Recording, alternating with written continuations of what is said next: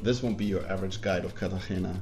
Explore with me the city, old town, the beaches of Playa Blanca, as well as the forts, and a demonstration somehow.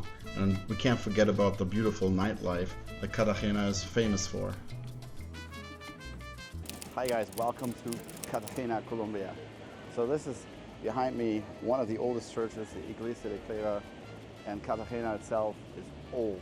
When I say old, this is where pirates are made. So in 1555 is when Cartagena was founded. Just like anything, colonialized is the right word. Spain came in and basically colonized this area of the original Calamari village, which was here in the Caribbean side of South America, which was then, Colombia.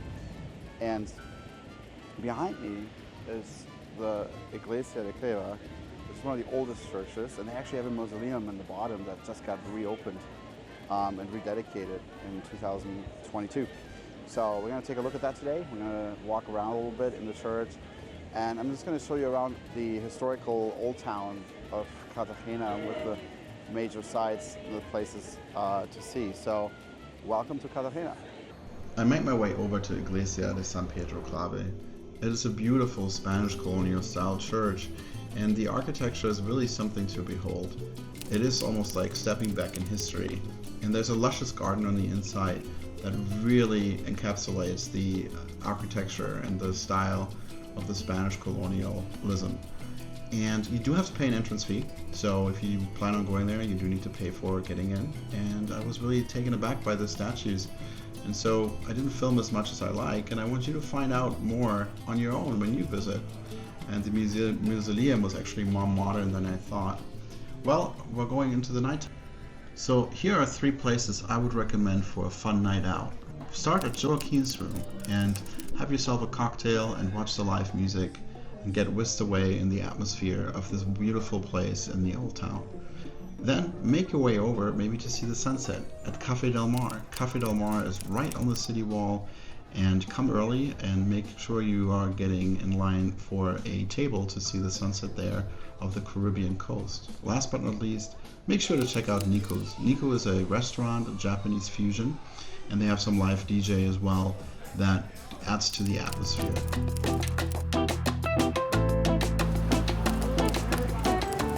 All right, friends, we made it to the fort of San Felipe, and it's a castle slash bastion slash something that was built in the 1600s, and it housed about 200 some soldiers, 8 divisions, 4 gunners, and this was a strategic point of Cartagena.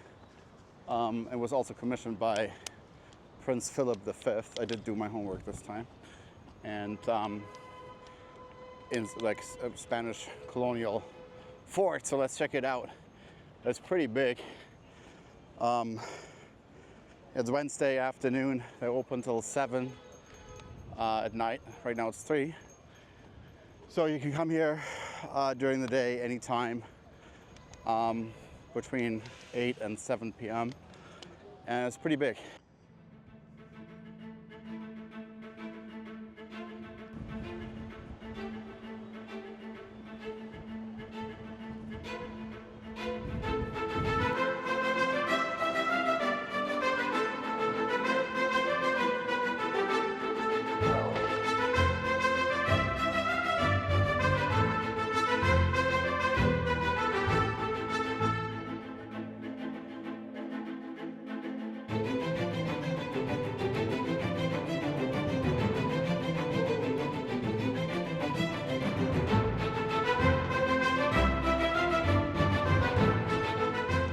So behind me is actually one of the fort's cannons, Barajas, and they essentially, what they did is they helped to fortify the cannons and the fort itself with new cannons after the Spanish actually defeated the English and the French, and they brought over different types of cannons that had a different weight distribution to the cannonballs.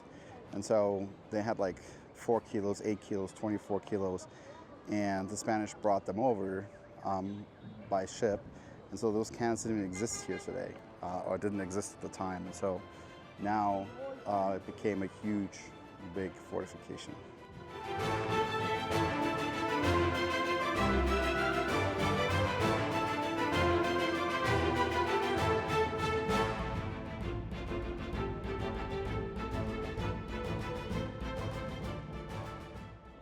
I know you guys like story time with Chris, and story time today is history lessons.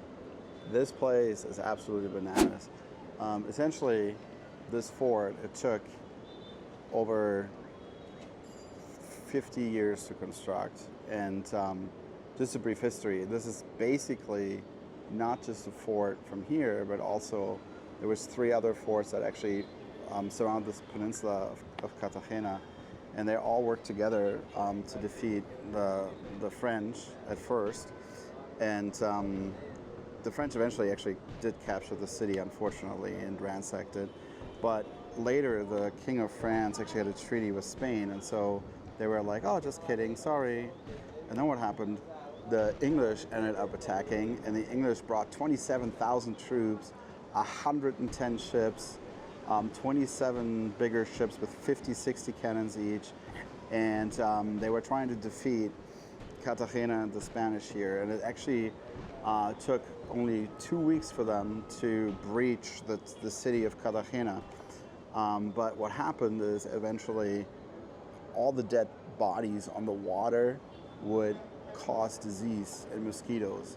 And so the mosquitoes were carrying a tropical fever over to the other ships, and more of the people died and ended up dying fairly quickly from the English. And the English was like, well, you know, we're going to defeat you and we're going to get it done.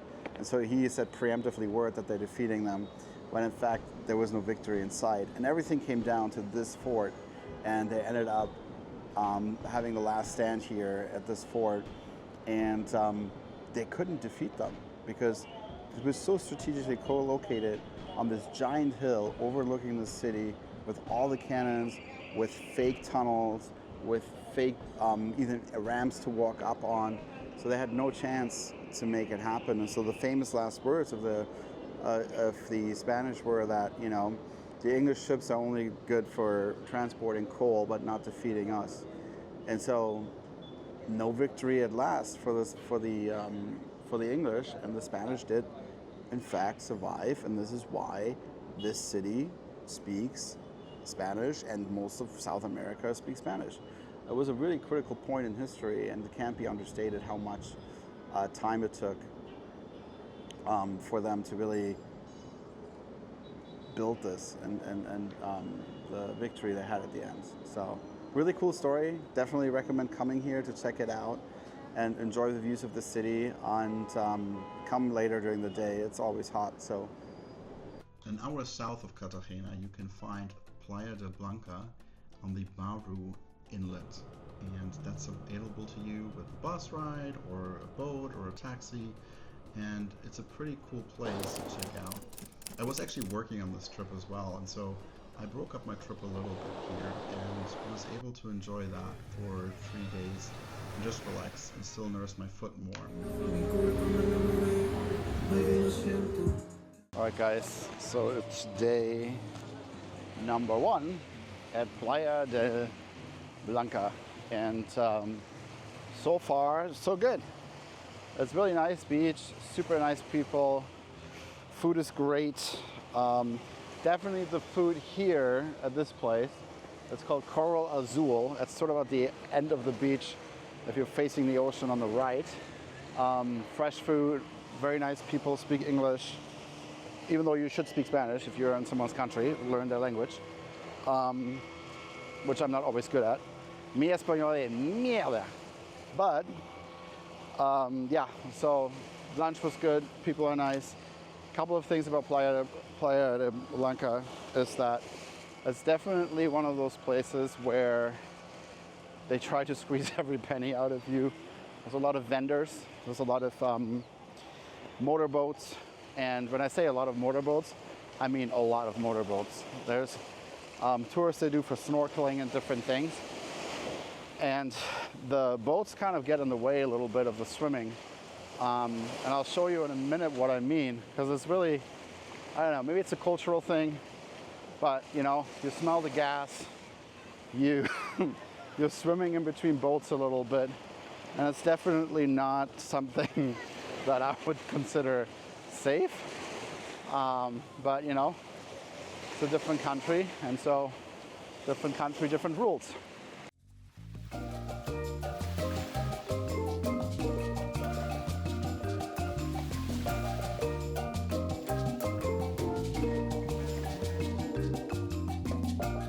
So yeah, it's definitely a busy beach, and you can see like it's pretty nice. I mean, the people are pretty nice, and the water is amazing. So you can't really do anything wrong coming here if you're wanting to see like a little bit of the Caribbean side. So I definitely recommend, if you are interested in going to Colombia, learning more about the beach, learning more about the people. No, it's a good place to be. So, and yeah, it's a good place.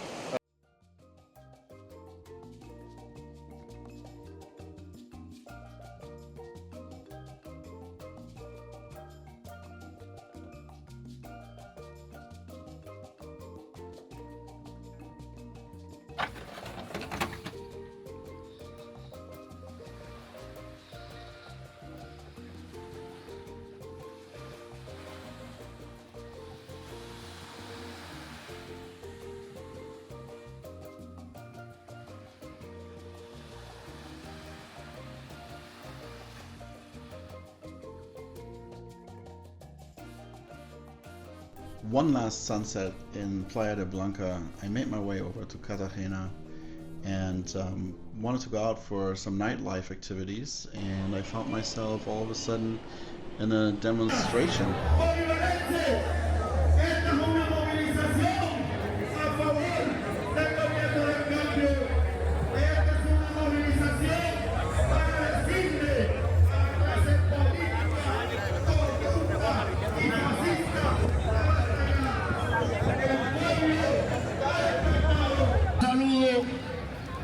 Y nos va a invitar a realizar el foro. Camaradas y compañeros, fraternos saludos. El día de hoy, a nivel nacional. I'm still in Cartagena. It's late, and there's demonstrations going on against the president. I just talked to some locals, and they explained to me that there really are tensions between the public and the president and the policies he's putting in place. And that's something I was talking about before, right? Where I was asking my friend Jamie about it, and it is a problem. So it's definitely interesting, like seeing it live here today. And people are, like, from what I understood, people are demonstrating against the policies of the economy and the houses. They're demonstrating that they're not getting like a fair chance for their lives, and that he's pretty corrupt. And even though like he's the new president, it's kind of sad to see. But everything is peaceful. People are like not, going crazy. But it's definitely interesting to witness this stuff live. After seeing that in person, I really needed to get a beer. And so I made my way over to Plaza de Trinidad, and let me show you around a little bit of the sights and sounds of this place, which is a little bit further out of the old town.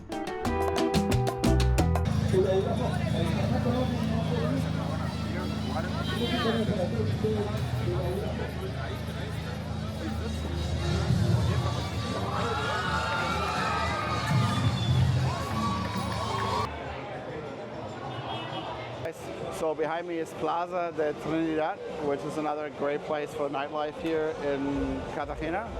If you're interested, come down here, and you can definitely see lots of shows, drinking, like it's just nightlife. So if you want to see nightlife, Plaza de Trinidad is the place to go. And you can definitely come down here and see people just having a good time.